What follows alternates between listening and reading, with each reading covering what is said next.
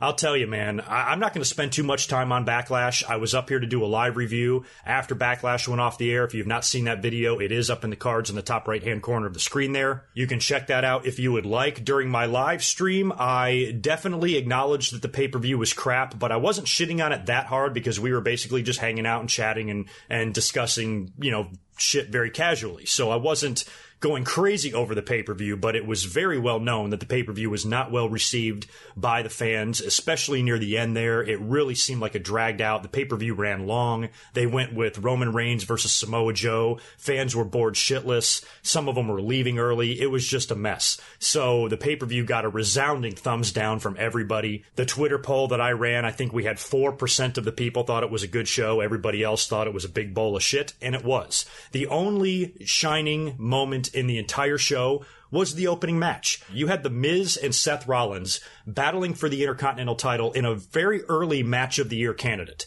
I mean, it was fantastic. This match had everything, and I cannot believe the work of both guys here. Super impressed with both of them. The Miz has really been on the rise. His stock has risen not only in WWE, but with all of us fans as well. And if you would have told me, if you could go back in time and tell 2007 me that The Miz is one of the best in the business today, I would think you were out of your fucking mind. There is no way that 10 years ago I would have envisioned that one of the best overall performers on the mic, in the ring, character-wise, the whole package of The Miz, he is one of the best we have in the entire business. And that includes Japan, Ring of Honor, and everywhere. The Miz is that good. And I cannot believe those fucking words are coming out of my mouth. Especially the way I felt about the guy 10 years ago, 8 years ago, 7 years ago, whatever. Even during his first run in 2011, when they put the belt on him, he wasn't ready. He wasn't ready at all. Now, he is more than ready, and I think The Miz could easily have a run on top on SmackDown at some point.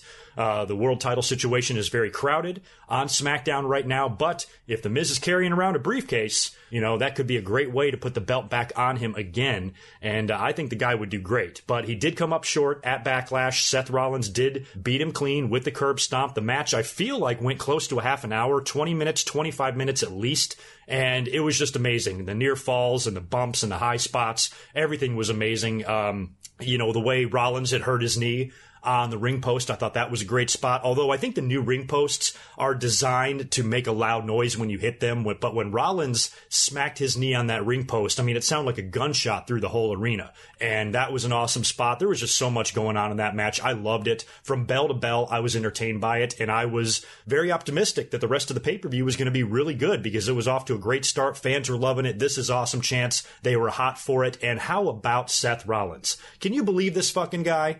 I mean, in the course of 1 month, in less than 1 month, he had 3 successful title defenses on pay-per-view and 2 on Monday Night Raw. He beat Finn Balor in an Intercontinental title match the week before, and then this week on Raw, he won an Open Challenge match. So that's 5 successful television Intercontinental title defenses that Rollins has had in the last month. That's incredible. You never saw that back in the day. If you add house shows in, then yeah, plenty of guys have defended the Intercontinental title 5 times in 1 month. But to do it on pay-per-view and television, all within the course of 30 days, incredible. Seth Rollins is the man. He is one of my favorite guys on the roster right now. And just like The Miz, I would like to see Seth get his opportunity on the Raw brand. I would love to see this guy get back into the world title mix at some point, but until then, he's doing an amazing job doing the Intercontinental title proud, making it the workhorse title again. Every single match that he has been in since he's been champion has been good. I think right now he is the best all-around worker, on the roster aside from AJ Styles. The guy is incredible. So hats off to Rollins, hats off to The Miz for, at least giving this pay-per-view one good moment, because after that, it was steeply downhill, and I mean downhill as fuck. After that, we had Nia Jax defending the title against Alexa Bliss. Nia Jax won that match. Not very surprising there. The match seemed like it drug on a little bit. Nia kept trying to hit the Samoan drop on Alexa over and over. Finally is able to squash her and beat her, which was all fine. Nia Jax, she just won the title at WrestleMania. You're not going to take the belt felt off of her right away at Backlash, so I was fine with the outcome and the ending and all of that, but where it got stupid was the end, when she cut the most hideous promo I've ever heard. The only good thing about her promo is I think it was the ending line when she said bullies always get their asses kicked or whatever. She should have just said that and left it alone, but instead she had to deliver this very heavily scripted, basically PSA for their anti-bullying campaign.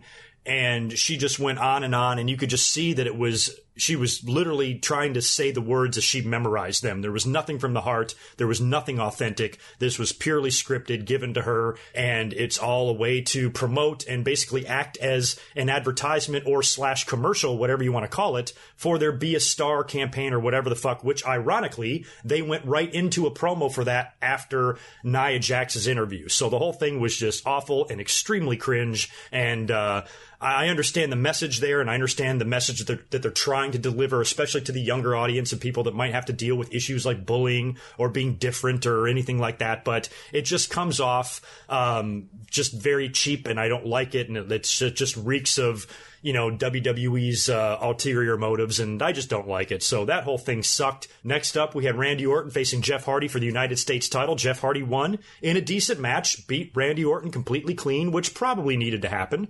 A loss at this point in Randy Orton's career isn't going to do anything to harm him, and Jeff Hardy is in the middle of a singles push. He's a champion. Give him a victory here. A couple of, wily veterans like Hardy and Orton who have both been around a while and who can both still go. These guys are not in the ring who they used to be 10 years ago, but they've adapted to their age and how they've slowed down. And although I don't know how much Randy Orton has really slowed down, did you see that drop kick he delivered on Jeff Hardy? I mean, picture perfect drop kick. Randy Orton jumps, I don't know how many feet up in the air, and just blasts Hardy right in the face. Absolutely textbook. Randy Orton, even in his late 30s here, is every bit as athletic as he seems like he's always been. And the guy has always been good in the ring. And I've always had Randy Orton's back as far as his in-ring ability. I've always thought the guy was, very underrated and very good in the ring. So I really had no issue with the match between the two, but still, it was a match you could have just done on SmackDown. Didn't really need to be at a pay-per-view here, but Hardy did retain and moves on.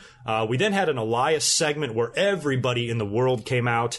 This was getting annoying, probably just because, and I'll admit this, I don't like No Way Jose. I absolutely hate the character. I hate the entrance music. I hate the whole presentation of the damn thing. So the fact that he was involved in this made me not like the segment, but you needed to have some sort of a break in between all of these matches, and the New Day was out there too, and there were some funny moments, and poor Elias, could not get his song out, and Bobby Roode was involved, and the whole deal. So the segment wasn't, it was placed there to be just an entertaining breather in between these matches, and I get that, and I guess it served its purpose, but anytime I see No Way Jose, I turn the other way. We had Daniel Bryan versus Big Cass next, and I was surprised here. I thought Big Cass would eke out a victory here. I thought he would cheat or do something dirty. I thought maybe The Miz would get involved. I thought something would happen here where Daniel Bryan would wind up losing to Big Cass, because Big Cass just emerged back from injury. He's on the SmackDown roster now. It looks like WWE wants to push him. I didn't see how he was going to lose to somebody a third his size. And if he was going to lose to him, I certainly didn't see him tapping out, which is exactly what happened. So the finish there kind of caught me off guard. I mean, Daniel Bryan is head and shoulders a better talent than Big Cass. Big Cass, in my mind, is not ready, but he is such a big monster, and WWE is trying to push him that way. I did not see him tapping out in this match. I really found that surprising, but it's fine with me. I'm certainly not complaining. I'm not a very big Cass fan, and I'm a huge Daniel Bryan fan, so at the end of the day, I was fine with that outcome. And another outcome that kind of shocked me a little bit was the women's title match. This one I didn't like, because you guys know me, I'm a big Charlotte fan. And I am really surprised. Well, let me say this. I'm not surprised Carmella won. I predicted Carmella to retain the title. But the last thing in the world that I thought would happen is that Carmella would essentially beat Charlotte clean. I mean, really, that's what happened here. Charlotte, what happened? What was the finish? She went for a moonsault, I think, right? Landed on her feet and kind of tweaked her knee a little bit. And that allowed Carmella to hit her, I think, with a super kick, and then folded her up for the quick 1, 2, 3. So Carmella, with no help from the Iconics, who I thought for sure were going to make an appearance in this match. They crashed the kickoff show. They were there. They were around. And we know they've had an issue with Charlotte recently. And Carmella, even though she's champion, she's one of the least credible in-ring workers on the roster. She's no Becky. She's no Sasha. She's no Charlotte. No Bayley. She's not as good as any of those girls. So I thought if Carmella was going to survive, she was going to need some help to do it. But she won it on her own. and that surprised me. Charlotte tapped out Asuka at WrestleMania. Here she is losing to Carmella. What the fuck is going on with this company? But like I said, this is not something that makes me mad. You know, if you want to push Carmella as somebody that can actually beat anybody, then fine. This was a victory that in the end of the day isn't going to harm Charlotte really at all. I'm sure Charlotte will have her day again. But I was kind of surprised with that outcome there. So not sure what WWE is thinking, but whatever. What the fuck can I do about it? We then moved on to the WWE title match, which was not the main event. 2 matches followed, AJ and Shinsuke Nakamura. Now, I thought with no Brock Lesnar on the show, with no Universal title match, how do you not put the WWE title in the main event? And judging from the finish, I guess that's why we saw that match air so early, because when they started running the video package and hyping the match, I was like, holy shit, this match is next? Why in the world is this not the main event? I'd even picked Shinsuke to win. So that was making me even more uneasy. I'm like, you know what? At this point, I'm actually going to be upset if Shinsuke Nakamura wins the belt. Because if Shinsuke Nakamura wins the WWE title, that needs to be in the main event of a wrestling show. Whether it's TV, pay-per-view, whatever, if Shinsuke's moment comes, it needs to close the show. It absolutely has to. So when those guys came out next, I was thinking, well, I think Shinsuke winning the belt might be out the window, because I cannot imagine WWE putting the belt on Nakamura, but having Roman Reigns main event. Oh man, that's going to make Twitter a lot of fun. But what they did is drag out this issue even further with Shinsuke Nakamura and AJ Styles. They had a pretty good match, not as good as the Greatest Royal Rumble or WrestleMania in my mind, but it wasn't a bad match. It was also no disqualification as well. Both of these guys ended up hitting a couple of nut shots in each other, and then the finish saw both of them kick each other in the balls simultaneously, and they both just kind of teeter over and fall down. Neither one of them can answer the 10 count, so the referee calls for the bell. You know, we thought we were going to get a winner here with a no DQ stipulation, but instead, this issue is going to drag out even further, which on one hand I'm fine with, because they've had to do a lot in a short amount of time. We had WrestleMania, Greatest Royal Rumble, and Backlash all within the span of 4 weeks, less than 4 weeks. That's 3 pay-per-view matches right there that these guys have had inside of 1 month. And considering who these guys were and are, and their history, and, you know, how long fans have wanted to see these two guys clash on the main roster, normally big feuds like this, big title feuds, they stretch a few months. This thing's only been going on for like 1 or 2 months, so I can understand why they want to stretch this out one more pay-per-view, but the problem now is WWE's silly-ass scheduling of their pay-per-views. You know, after what we've seen between these two guys, AJ and Shinsuke, and all the bad blood and all the dirtiness and all of the nut shots, these two guys, to me, should be on a collision course for some sort of an Extreme Rules match or a Hell in the Cell match. But unfortunately, you can't do either, because the next pay-per-view is Money in the Bank. I don't know what they do here. Do they do one more match between Shinsuke and AJ at Money in the Bank? And then maybe Shinsuke wins the title, and then AJ gets the rematch in some big stipulation match at Extreme Rules, where Shinsuke retains and then goes on to SummerSlam? I mean, I guess that's what we're going to have to see here. Otherwise, this means Shinsuke Nakamura has failed to win the WWE title in about a half a dozen title matches now. So if you don't put the belt on him, I think you're kind of killing the guy. So I'm surprised we didn't get a finish here. I thought they could have just put the belt on Shinsuke at Backlash, had the rematch next month, and call it a day. But they are stretching it out, and I guess it is possible that maybe AJ Styles takes that title into SummerSlam. He's had a hell of a run. And if that's what they did, as big of a fan of Shinsuke Nakamura as I am, if they want to keep the belt on AJ Styles, I am perfectly fine with that. With these two guys, as well as they work together, really at the end of the day, whoever comes out on top of this feud, I'm really not going to care. But it does look like we're going to get another match at Money in the Bank. We haven't gotten any sort of official announcement on that yet, but I'm assuming that's going to be coming next week during the Overseas SmackDown show. Next up, we had the tag team match between Braun Strowman and Bobby Lashley versus Sami Zayn and Kevin Owens. Not much going on here either. Strowman and Lashley did pick up the win. They are teasing the split with Sami Zayn and Kevin Owens. There might even be a babyface turn in Kevin Owens' future. I can kind of smell that. Sami Zayn wants to leave the match. He wants to walk away, give it up, throw in the towel.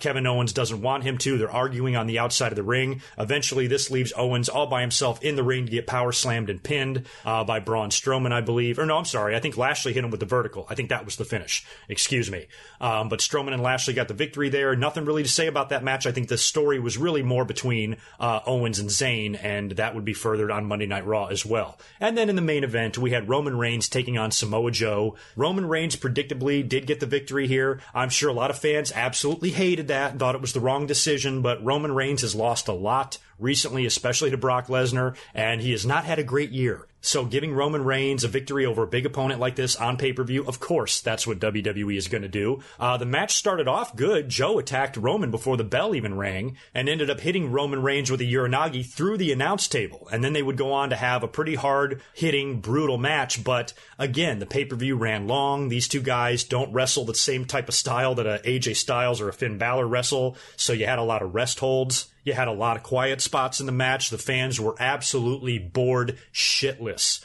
chanting, "This is boring," and "Beat the traffic." And a lot of them were leaving because why stay? Why stay to see Roman Reigns beat this guy? Get a head start. And it was just really kind of a poor, match placement here, I think. I think WWE just wanted to get Backlash out of the way. We saw no title changes here. And, Backlash, do I dare say it? Do I dare say the phrase that it was a glorified house show? Because that's pretty much what it fucking was. Or it was at least a glorified Raw and SmackDown. Every single one of these matches that we saw on this pay-per-view could have easily taken place on Raw and SmackDown. And I think this was a case of WWE just wanting to get Backlash over with and not really putting a whole lot of thought into it. Their eyes were on Money in the Bank and Extreme Rules and SummerSlam, and they weren't really thinking a whole lot about Backlash because Backlash came only 9 days after the Greatest Royal Rumble. So we've just had a lot of wrestling here, and the fact that we got a shitty pay-per-view doesn't really surprise me at the end of the day. But the pay-per-view was bad,